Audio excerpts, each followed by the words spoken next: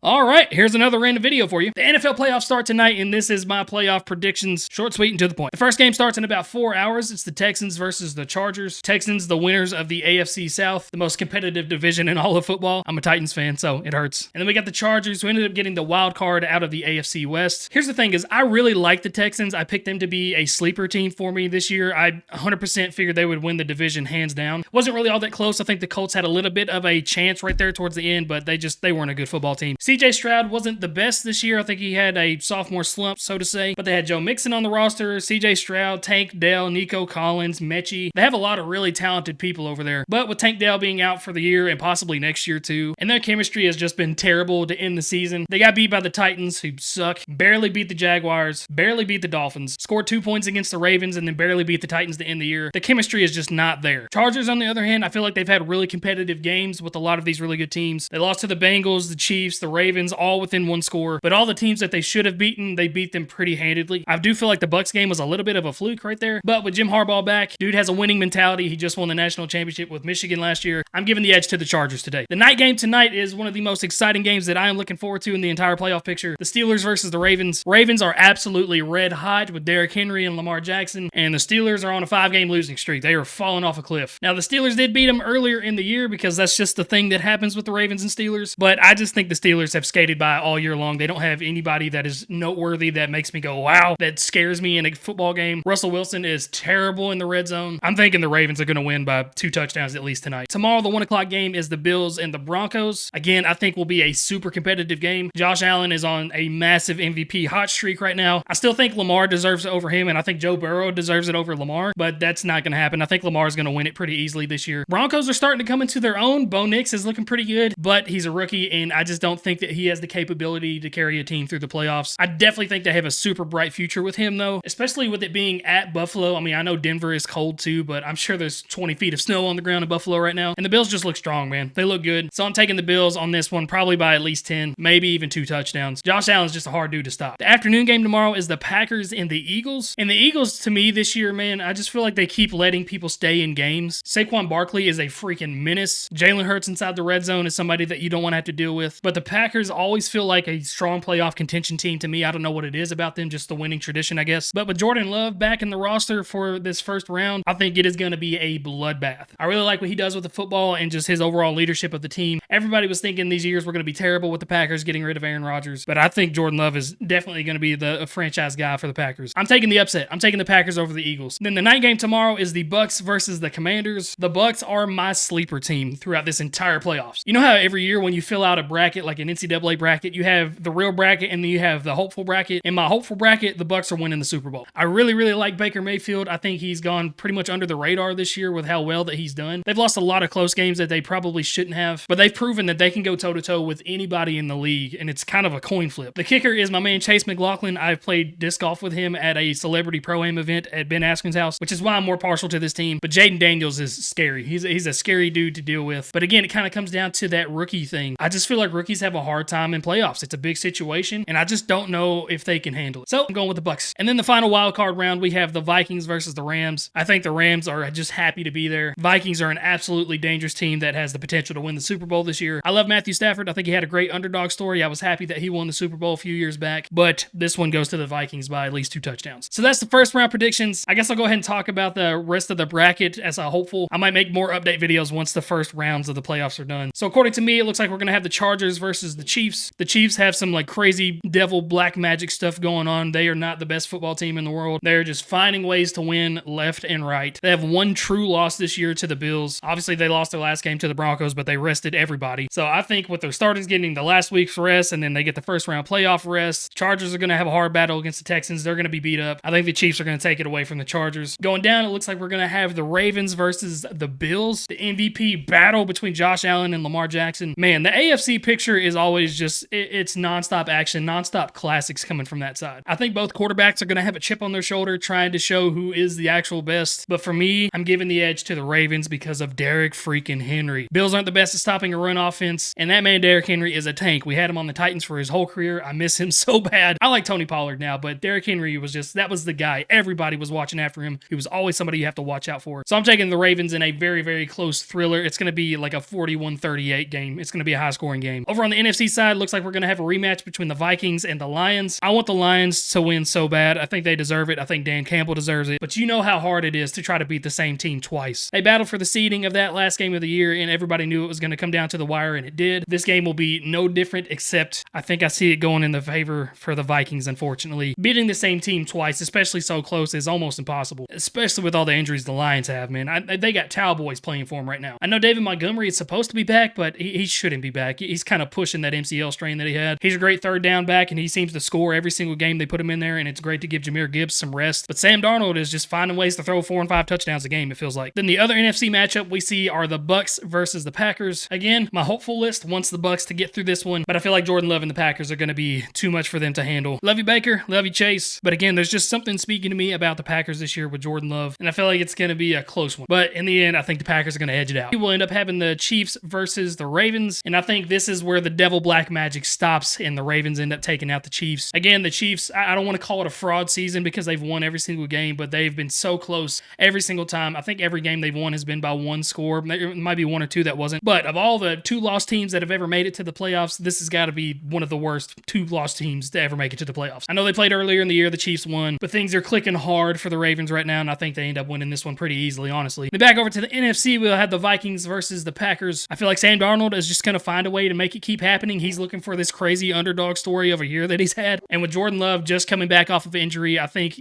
playing so many weeks in a row in the cold, I think they're going to be kind of burnt out at the end. So I'm thinking the Vikings are going to take over the Packers right here. And then we got the Super Bowl, and I think this is the year Lamar Jackson wins MVP. Lamar Jackson wins the Super Bowl, MVP of the Super Bowl. It's just Lamar Jackson's year. Derrick Henry's going to finally get himself a Super Bowl. He deserves it. And the Titans are going to shoot themselves in the foot because we deserve it. But there is my early playoff predictions. I might do another video whenever the first round is over. But let me know y'all's predictions down below and which ones that I suck at. And I'll see you after the first round. Yo, it's kinda crazy, all the stuff that you could lose on homie over. I got friends that's switching up, so now the ways have come to light. I keep it moving like a motor when I get the coldest shoulders, cause I just don't give a fuck like I'm a virgin to these guys. I just fight day and night, anytime you can get it. Don't you cross me like a flooded creek, I leave you in the trenches. Check my mentions, so much bitching, not one man will step my way. They get in over their hands and get cold feet when I make waves. I just wave at them, then spray at them, dropping bombs like my name's at them. You can't fathom all the rage inside my brain plasm.